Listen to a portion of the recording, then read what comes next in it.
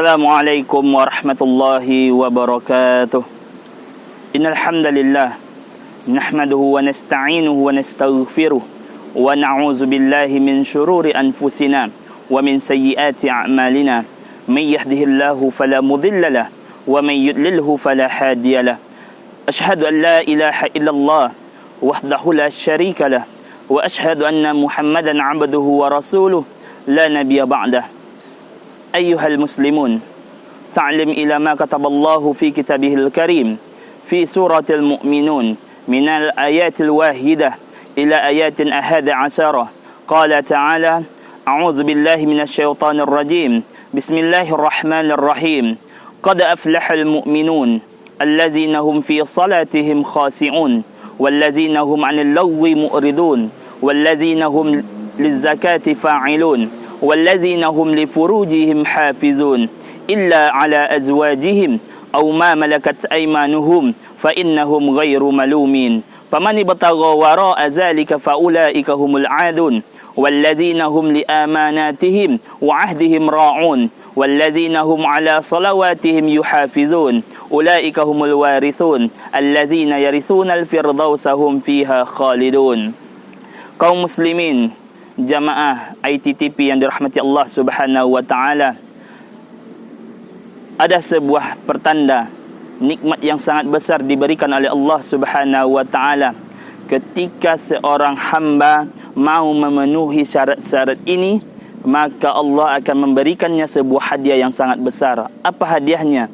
Allah katakan di dalam surah Al-Mu'minun, mereka Allah akan tempatkan di dalam surga Firdaus, surga yang kenikmatannya melebihi apa yang dibayangkan oleh kita semua. Di dalamnya terdapat nikmat-nikmat Allah, bahkan di dalamnya tinggal para nabi dan rasul yang Allah cintai. Kaum muslimin, ini adalah tempat yang sangat diidamkan oleh semua umat Islam di seluruh dunia. Tempat yang mana kita bisa berjumpa dengan kekasih yang tidak pernah kita temui, di mana Rasulullah juga tinggal di dalamnya. Kata Allah, orang-orang yang mendapatkan warisan ini adalah yang pertama, orang-orang yang khusyuk di dalam salatnya. Siapa mereka orang-orang yang khusyuk? Orang yang khusyuk adalah orang yang mampu ketika mereka menjumpai Tuhannya, mereka singkirkan semua perkara-perkara dunianya. Mereka tidak terlena dengan godaan-godaan setan. Mereka fokus untuk menghadap Tuhannya. Sesungguhnya ketika kita salat, hal yang dituntut adalah kita betul-betul fokus untuk melaksanakan ibadah kepada Allah Subhanahu wa taala. Namun apa yang terjadi? Hari ini bisa kita rasakan bersama, banyak di antara kita ketika mereka salat tetapi mereka tidak bisa khusyuk. Apa-apa saja perkara yang di dunia ini bisa membuat mereka lalai terhadap salatnya. Ingatlah kaum muslimin, Allah akan menyediakan neraka wil bagi orang-orang yang melalaikan salat. Maka orang-orang yang mendapatkan surga Firdaus itu adalah orang-orang yang senantiasa khusyuk di dalam salatnya. Yang kedua kaum muslimin, wallazina hum 'anil lagwi mu'ridun. Siapa mereka? Orang-orang yang meninggalkan perbuatan sia-sia. Kalau kita lihat sekarang, di mana-mana tempat sekarang, muda-mudi orang tua disibukkan oleh game yang namanya Domino Island, Jackpot, terus apa lagi namanya, Super Win, Mega Win. Mereka tidak tahu itu semua adalah perkara-perkara yang melalaikan mereka di sisi Allah Subhanahu wa taala. Tahukah kita kaum muslimin, sesungguhnya setiap amalan ibadah yang tidak ada perintahnya dari Allah dan tidak ada penyebutannya di dalam perbuatan, perkataan dan segala apapun yang dalam bentuk yang diriwayatkan dari Rasulullah, sesungguhnya itu adalah perbuatan yang sia-sia, tidak memiliki nilai kebaikan. Maka kalau kita mengatakan beriman, tinggalkanlah semua perbuatan yang sia-sia ini. Yang ketiga kaum muslimin, siapa mereka? Wallazina hum lizzakati fa'ilun. Kata Allah, orang-orang yang senantiasa menunaikan zakatnya. Zakat merupakan suatu kewajiban. Mengapa?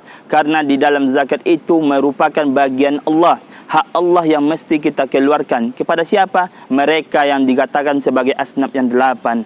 Kaum muslimin, dari asnaf 8 ini, mereka ada yang paling kita harus bantu. Siapa mereka? Fakir dan miskin. Tidak semua orang di zaman milenium ini mereka bisa memenuhi kebutuhannya dengan cara yang baik.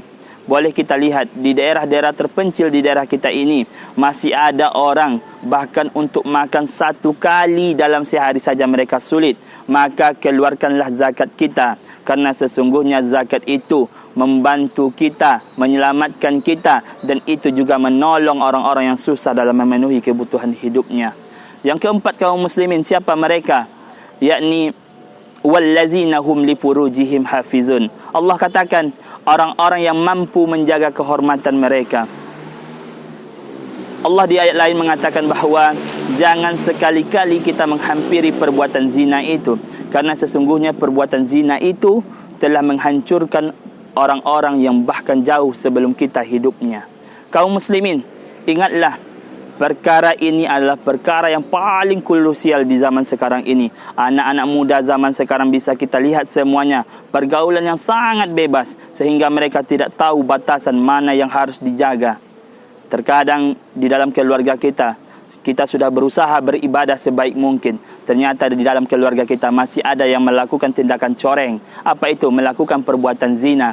Maka kaum muslimin, kalau kita mengatakan keimanan kita kepada Allah Subhanahu wa taala, ingatlah sesungguhnya diri kita, keluarga kita, sanak famili kita, bahkan lingkungan kita juga kita harus jaga kehormatannya. Ketika kita mampu menjaga ini semua, mudah-mudahan di sisi Allah kita adalah orang-orang yang beriman yang dicintai oleh Allah Subhanahu wa taala.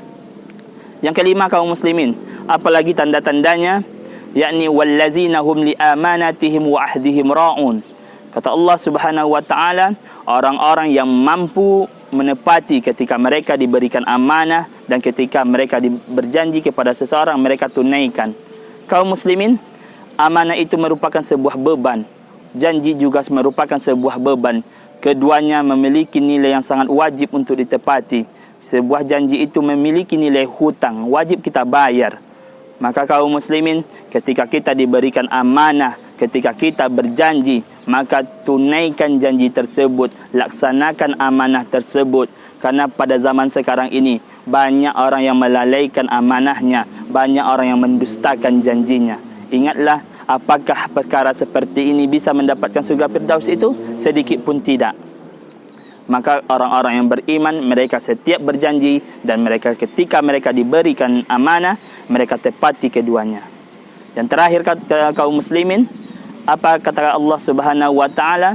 Orang yang akan mendapatkan surga Firdaus itu adalah wallazina hum ala salawatihim yuhafizun, yakni orang-orang yang menjaga waktu-waktu salat mereka. Kaum muslimin, waktu-waktu salat yang harus kita jaga terutama adalah waktu salat wajib. Perkara 5 waktu ini harus kita penuhi sebaik-baik mungkin. Dan juga kaum muslimin, sebelum kita mendirikan salat, maka ada perkara yang mesti kita sempurnakan sebelum kita menyempurnakan salat. Apa itu? Maka kita mesti menyempurnakan wuduk kita.